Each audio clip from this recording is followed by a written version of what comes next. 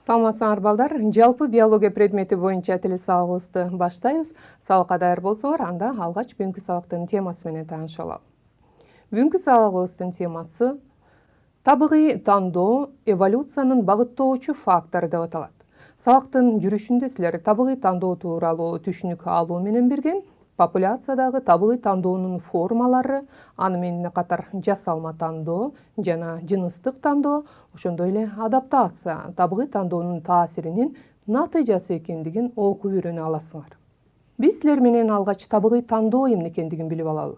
Табигый тандоо бул эволюция процессинин эң негизги жана багыттоочу фактор болуп эсептелинет.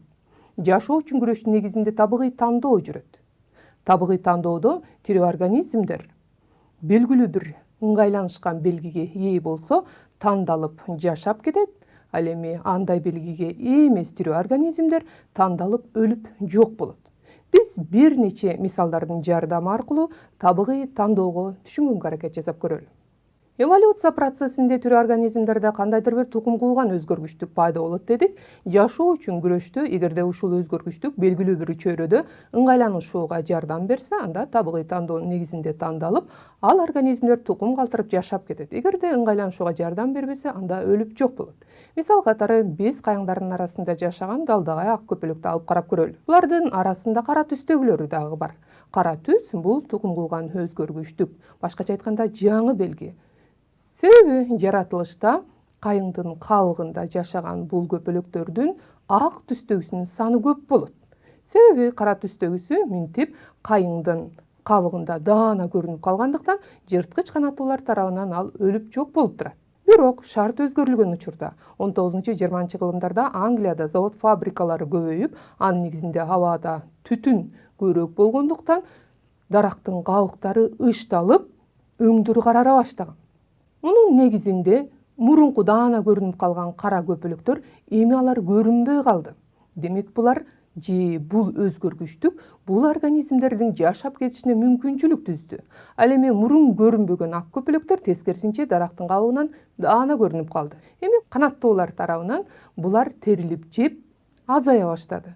Ошентип жаратылышта мурун үстөмдүк кылган белгиге ээ тирүү организмдер чөйрөнүн өзгөрүшүнүн негизинде саны азайып, тескерисинче чөйрөгө ыңгайланышууга жардам берген белгиге ээ тирүү организмдер артыкчылыкка ээ болуп, башкача айтканда көбөйүп отурат. Мындан сырткары табигый тандоого бир нече тажрыйбалык далилдер бар. Алардын бири биз чоң жаачылар менен жүргүзүлгөн тажрыйбага назар салып көрөлү. Окумуштуулар ушундай чоң жаачылардын сары, жашыл жана боз түстөгүсүн алган. Аларды 120 метр квадрат жерге жайгаштырышкан, аралыктарын 1 метрден кылып, мен силерге натыйжалуу болсун деп дагы бирден өкүлдөрүн таштайм. Мынакей окумуштуулар эми 12 күндөн кийин келип, булардын ар бир түрүнүн санын санап көрүшсө, жырткыч канаттуулар тарабынан сары түстөгү чоң жаачылардын 60% желген экен. Же болбосо жок болгон экен. Ал эми жашыл түстөгүлөрдүн 55% жок болгон экен. Ал эми боз түстөгүлөрдүн болсо болгону 20% гана жоголгон экен. Эмне себептен? Көрсөм боз түс, байкап турасыңарбы? Чөйрөгө ыңгайланышкан түс. Башкача айтканда, ушул чөйрөдө бул түс даана байкалбайт. Демек, жырткычтар тарабынан ал көзгө илинбейт десек болот. Бирок 20% өлүп жок болгон турбайбы? Мындай особтор кыймылдуу болгон учурда жырткычтар тарабынан байкалып калып, анан өлүп жок болушат. Демек, табигый тандоонун натыйжасында ошол чөйрөгө ыңгайланышкан белгиге ээ тирүү организмдер тандалып жашап кетет экен, ал эми андай белгиге ээ эместер өлүп жок болот экен. Табигый тандоонун популяциядагы бир нече формалары бар. Бул биринчиси стабилизациялык тандоо, экинчиси кыймылдаткыч тандоо, үчүнчүсү дизруптивдүү тандоо. Ушулардын ар бирине бирден токтолуп коелу. Алгач биз стабилизациялык тандоого кайрылалы.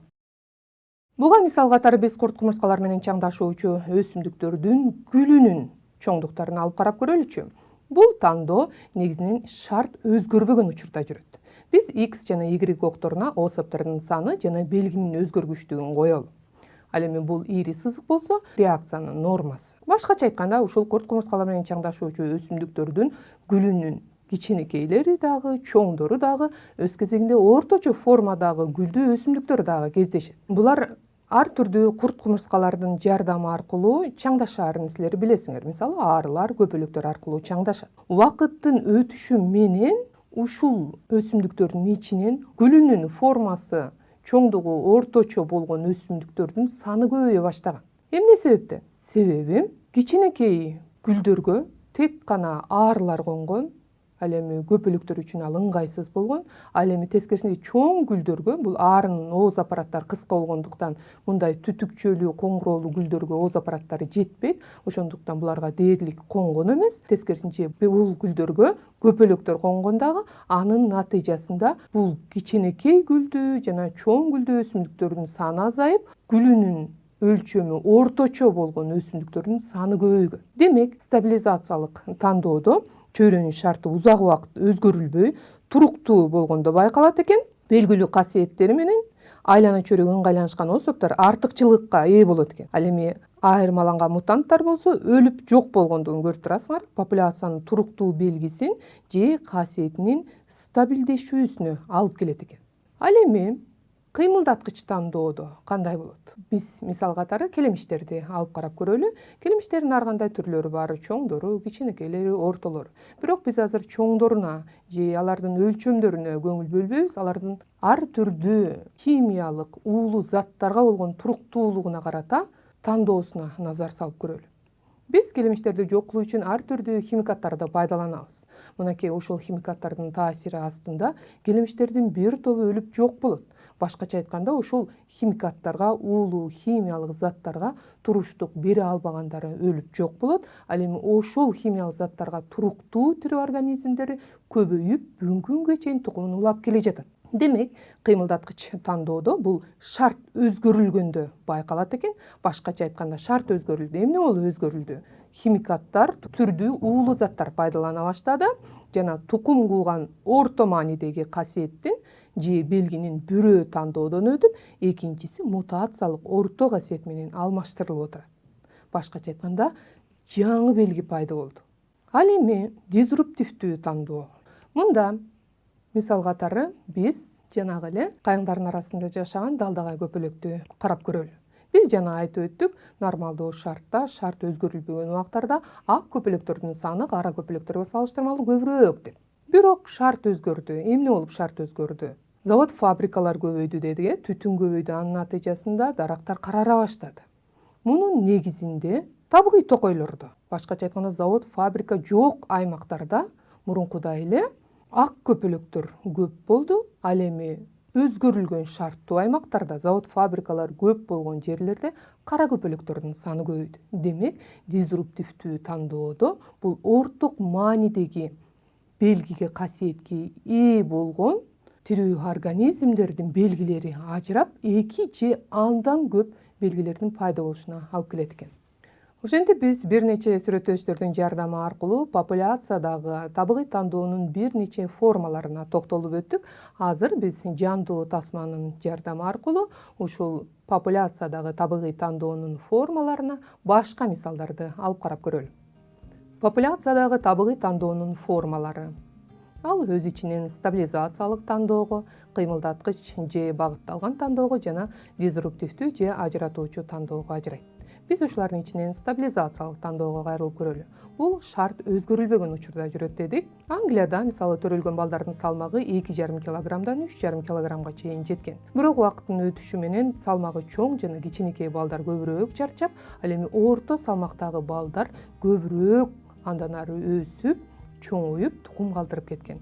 Демек, стабилизациялык тандоодо белгилүү бир аймакка ыңгайланышууга жардам берген белгиге ээ особдор, тирүү организмдер андан ары сакталып, белги стабилдешип жүрүп отурат экен.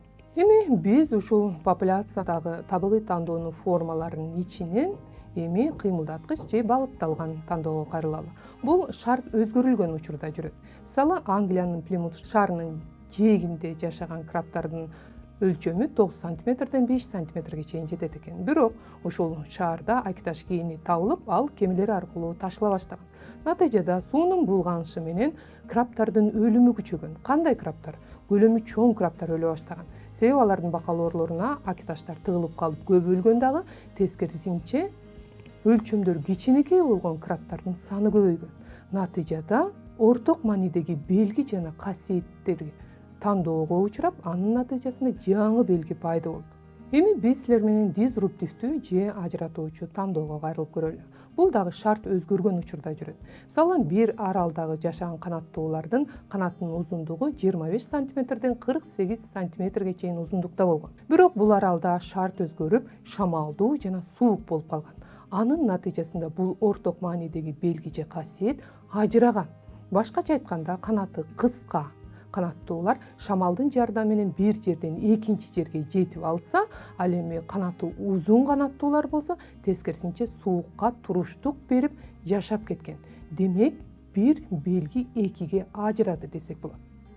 Ошентип жыйынтык чыгарсак, популяциядагы табыгый тандоонун формаларынын ичинен стабилизациялык тандоодо бул шарт өзгөрүлбөгөн учурда белгилүү бир белги стабилдештирилет экен, же болбосо калыптанат экен. Ал эми кыймылдаткыч тандоодо болсо жаңы белгинин пайда болушуна алып келсе, ал эми дизруптивдүү тандоодо болсо белгинин ажырашы байкалат экен.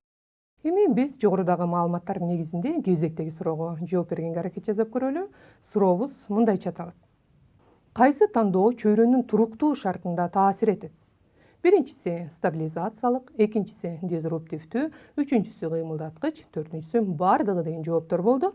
Кайсы тандоо чөйрөнүн туруктуу шартында таасир этет деп ойлойсуңар? Анда туура жоопко кайрылалы. Туурасы бул биринчи экен. Башкача айтканда, стабилизациялык тандоо бул чөйрөнүн туруктуу шартында жүрөт деп жана айтып өттүк.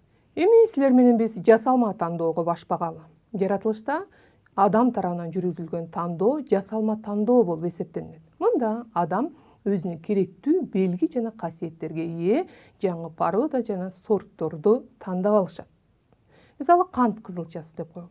Жапайы кант кызылчасынын канттуулугу 5 гана пайыз. Бирок адамдар селекциянын негизинде кант кызылчасынын жаңы сортторун алып, анын натыйжасында кант кызылчасынын канттуулугу 22%га чейин өстү. Же болбосо жаныбарлардан мисал катары биз жапайы тоокду алып карап көрөлү. Ушул жапайы тоок бир жылда 5-тен 10га чейин гана жумуртка берет.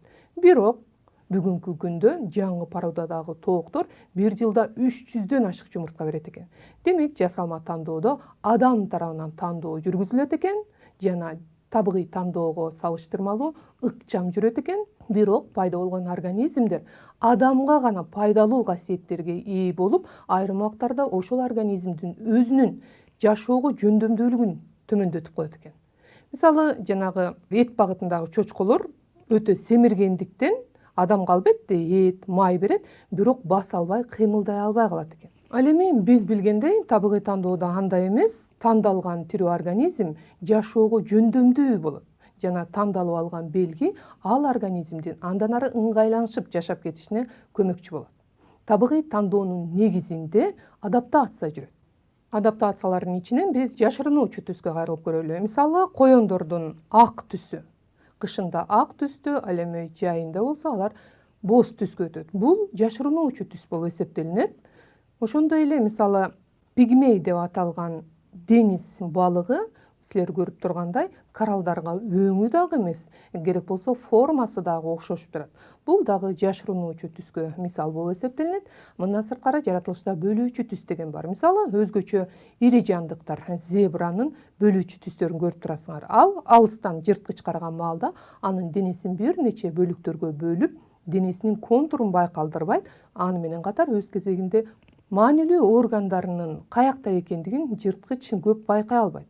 Мисалы, зебра бат-баттан кыймылдап жатса, жырткычтардын башы айланат дагы. Натыйжада бул жаныбардын ошол жырткычтан качып кетүүсүнө чоң мүмкүнчүлүк түзөт.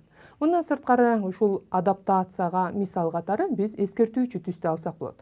Жаратылышта уулуу жаныбарлар эскертүүчү ачык түстөргө боелгон. Мисалы, ачык кызыл же болбосо мындай көк түстөгү бул мен уулумун дегенден кабар берип турат дагы, чөйрөдөн тыш ачык түстө боелгон. Же болбосо мухомордун деле өңүн силер билесиңер, кызыл түстө. Демек, бул өтө уулуу козгарын экендигин кабарлап турат. Мындан сырткары мимикрия деген бар. Башкача айтканда жандуу же жансыз нерсенин абалдарын, өңү түзүн тирүү организмдер туурат. Мисалы бул көпөлөк бутакты туурап тургандыгын көрүп турасыңар. Жана ошондой эле бул көпөлөк болсо үкүнү туурап турат. Мимикрияда имитатор жана модель бар. Үкү бул модель, ал эми көпөлөк болсо имитатор болуп атат. Башкача айтканда моделди туурап атат. Азыр биз жандуу тасманын жардамы аркылуу ушул жаратылыштагы адаптацияларга кайрылып коелу. Жаратылыштагы эң мыкты ыңгайланышуулар. Мисал катары бул барон көпөлөгүнүн личинкасын алып отурабыз. Бул личинка сырткы түзүлүшү жана формасы менен чөйрөгө эң мыкты ыңгайланышкан десек болот. Себеби анын жырткычтары анын мындай формасынан, түсүнөн ажыратып таанып биле алышпайт. Демек, табигый тандоодо бул өз кезегинде тукумун калтырып, түрдүн жашоосун улантууга көмөкчү болот. Эми биз океан деңиздерге кайрылып көрөлүчү. Бул жерде ыңгайланышуунун өтө көп формалары бар. Алардын ичинен пигмей деп аталган деңиз балыгын карап көргүлөчү. Коралдарга түсү дагы окшош, формасы дагы, келбети дагы окшош. Керек болсо адамдар аны жакын аралыктарда дагы айырып таанып биле алышпайт экен. Ал эми геккондордун түрлөрү өтө көп. Алардын эң негизги өзгөчөлүгү булардын териси ар түрдүү түстө болуп, формасы ар кандай болот. Булар керек болсо эңилчек, мох, жалбырактардын түсүн дагы формасын да туурай алышат. Демек, дал ушул зор мүмкүнчүлүктөрдүн негизинде бул түр сакталып келет. Ал эми бул болсо бозомук бака ооз үкү болуп эсептелинет. Ал жөн абалда гана туруп, айлана чөйрөгө карата ыңгайланышып, өзүнүн азыгын кармап жей алат. Көрүп турасыңарбы, ал куураган бутакка окшоп, көзүн жумуп, мойнун бир аз созуп алса эле эч бир байкалбайт. Алар жарыкта дал ушундай тынч абалда тура берет, ал эми караңгыда активдүү болушат. Океан деңиздерде дагы бир мыкты ыңгайланышкан жаныбар бар. Бул таш балык. Өтө уулуу балык болуп эсептелинет, бирок анын сырткы келбетин көрүп турасыңарбы? Коралдардан, ал жердеги таштардан эч бир айырып таануу мүмкүн эмес.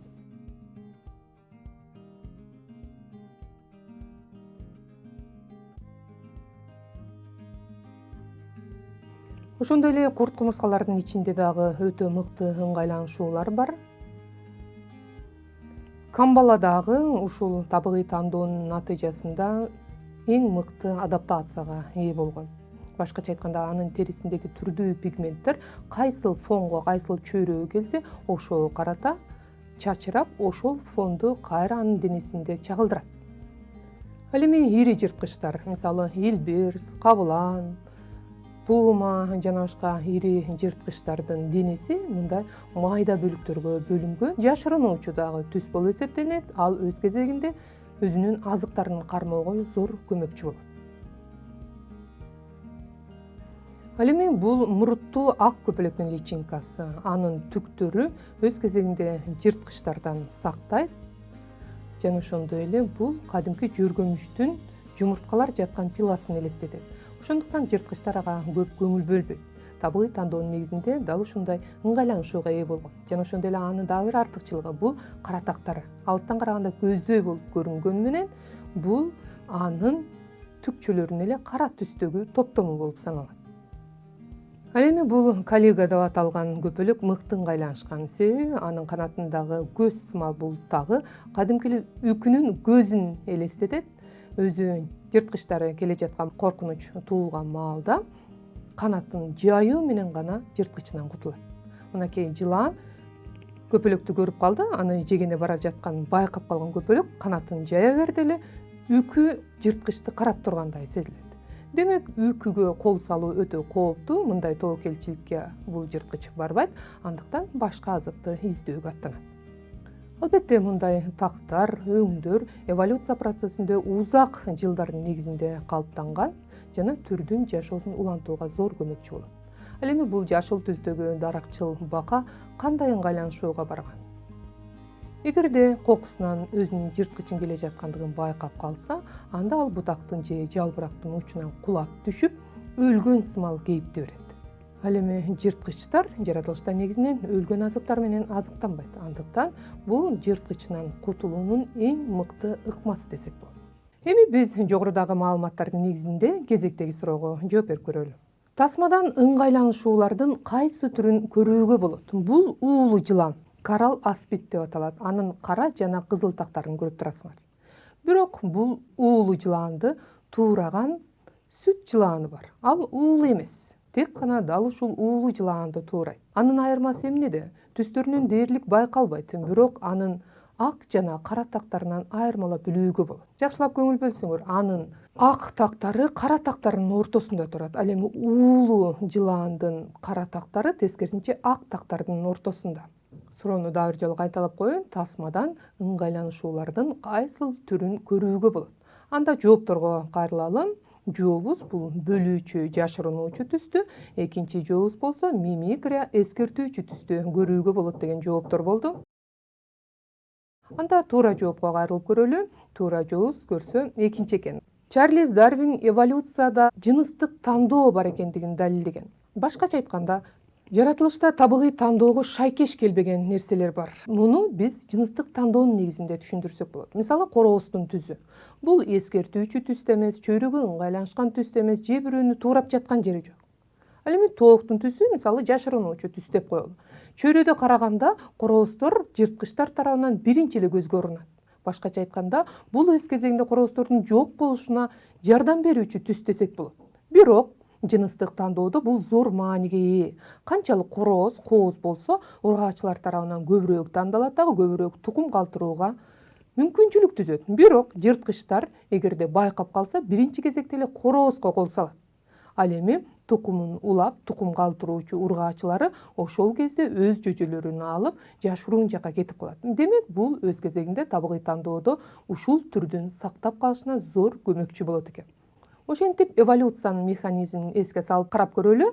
Организмдердин чексиз көбөйүүгө жөндөмдүүлүгү, чөйрөнүн ресурстарынын чектелүү болушу, тукум кууган өзгөргүчтүк жашоо үчүн күрөшкө алып келет. Жашоо үчүн күрөштүн негизинде белгилүү чөйрөдө ыңгайланышууга жардам берген белгиге ээ тирүү организмдер табигый тандоодо тандалып, сакталып жашашат. Адаптация пайда болот. Адаптация бул өз кезегинде түрдүн пайда болушуна алып келет. Ал эми бул болсо эволюциянын негизги натыйжасы болуп саналат. Ошентип, балдар, биз силер менен бүгүнкү сабактын жүрүшүндө табигый тандоо, жасалма тандоо, жыныстык тандоо жана ошондой эле адаптация тууралуу сөз кылдык. Сабакка көңүл бөлгөнүңөр үчүн ыраазычылык билдирейин. Кайрадан көрүшкөнчө саламатта тургула.